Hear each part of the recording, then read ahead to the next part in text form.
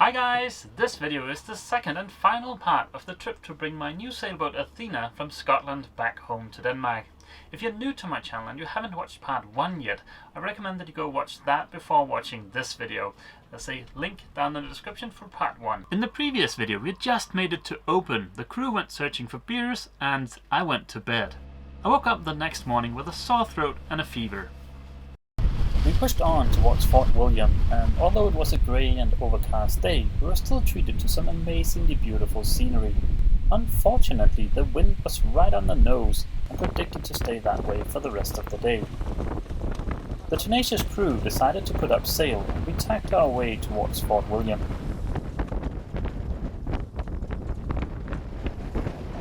Thanks to the spray from the waves, the leaks in the port lights became obvious again. This is in the main saloon, however the worst leak is in the starboard side port light in the forward cabin.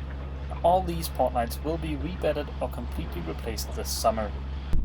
As we approached Campbell Sea Lock, the sun started peeking through the clouds and we were once again treated to some stunningly beautiful scenery. Campbell Sea Lock is the western entrance to the Caledonian canal. We tied up to the small pontoon next to the lock and went up to see the lock keeper.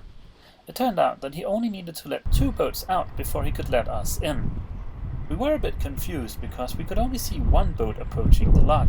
That's the boat right here. It turns out the second boat was this little guy. Now, I'm not one to use the word cute too often, but if any boat could ever be described as cute, it's certainly this one. Before we knew it, it was our time to go into the lock. This was only my second time ever in a lock, so I was a bit nervous as the lock closed behind us. Luckily, it turns out it's very easy going through the locks, especially if you're not short-handed. By the time we got into the second and third lock, we felt much more confident. It's easy.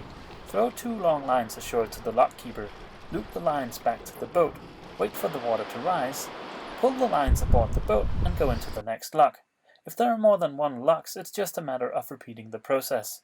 This procedure did change slightly on the second day when we made our way up Neptunes Staircase.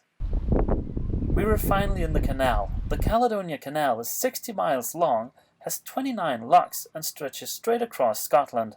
Our first day in the canal ended at the bottom of Neptunes Staircase. The locks have set hours of operation. The lock keeper in the sea lock told us to tie up here for the night because we wouldn't be able to make it to the top of Neptunes Staircase that day.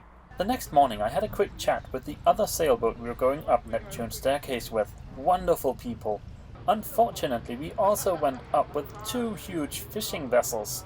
One of them burst a mooring line and was pretty close to turning us into a huge fiberglass pancake. The process of going up Neptunes Staircase is slightly different from the single locks. We had 1 crew member ashore to catch our lines, but other than that it was business as usual. One small tip, it's a lot easier being in the back of the lock. The forward part does get a little bit turbulent from the water rushing into the lock. When we had made it up Neptunes Staircase, we pushed on through more amazing scenery and made it to Loch Lochy. Loch Lochy is a large body of freshwater roughly 9 miles long and 0.6 miles wide. The Caledonian Canal isn't just one long hand-dug canal, but rather several smaller canals that connect Loch Lochy, Loch Oich, Loch Ness. Unfortunately, much of what I got to see of the canal for the rest of the day looked like this. I was still feeling very much under the weather. The crew pushed on and we made it to Kytra Loch by nightfall.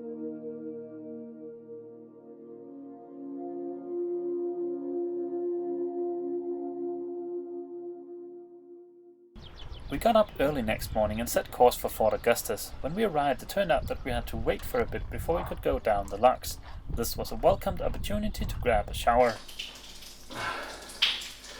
When we entered the canal, we got this key which gives us access to bathrooms and showers, and it's very nice. Although they aren't really in top condition, but they're there. Luckily, we didn't have to wait long until we could enter the locks.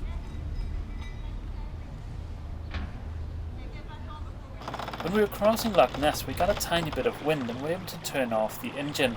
That's the only downside to being in the canal. There's a lot of motoring. We all enjoyed the peace and quiet as we slowly made our way across this famous body of water. I'm sad to say Nessie did not make an appearance.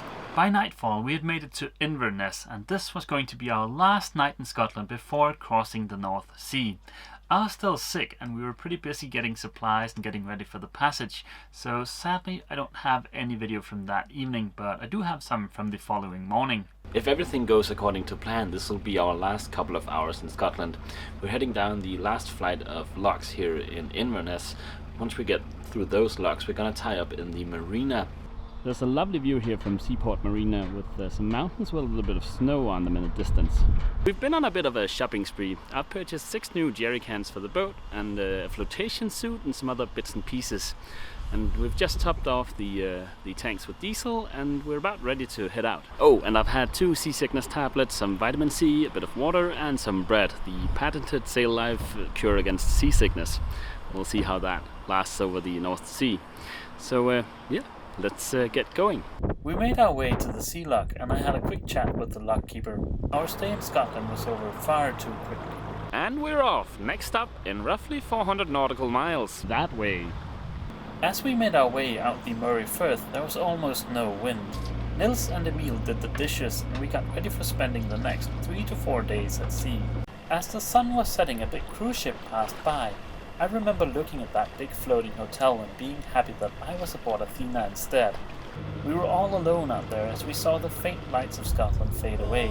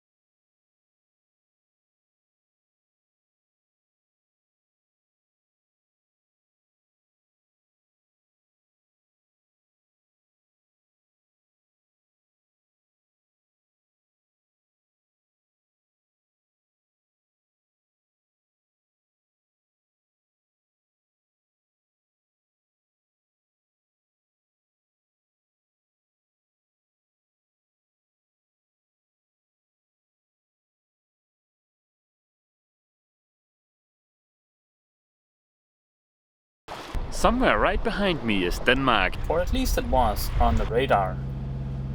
And just like that, we were back home. It was an amazing trip and I loved every second I spent in Scotland. Like I mentioned in part 1 of this video, I'm sad that I didn't get to spend more time exploring all of the awesome places that we stopped. I know that this is not gonna be my last visit to Scotland, but before I can head back, I need to fix up Athena. And I've got a lot of exciting projects on my to-do list, so stay tuned for those. I don't know if I'll have time to shoot and publish another update video this weekend because the videos, well, they do take up a fair bit of time and I'd like to focus on sanding to get that out of the way, but we'll see what happens. Okay guys, that is gonna be it for this video. Have an awesome weekend. See you! Jökull and I hope you've enjoyed this video. For more videos like it, click subscribe. Please consider leaving a comment and a thumbs up. It really helps me a lot and I appreciate your support very much. If you're new to the channel, please check out the introduction playlist. If you want to watch every single video I've ever published, check out the playlist named All Videos. It contains every single video listed in chronological order.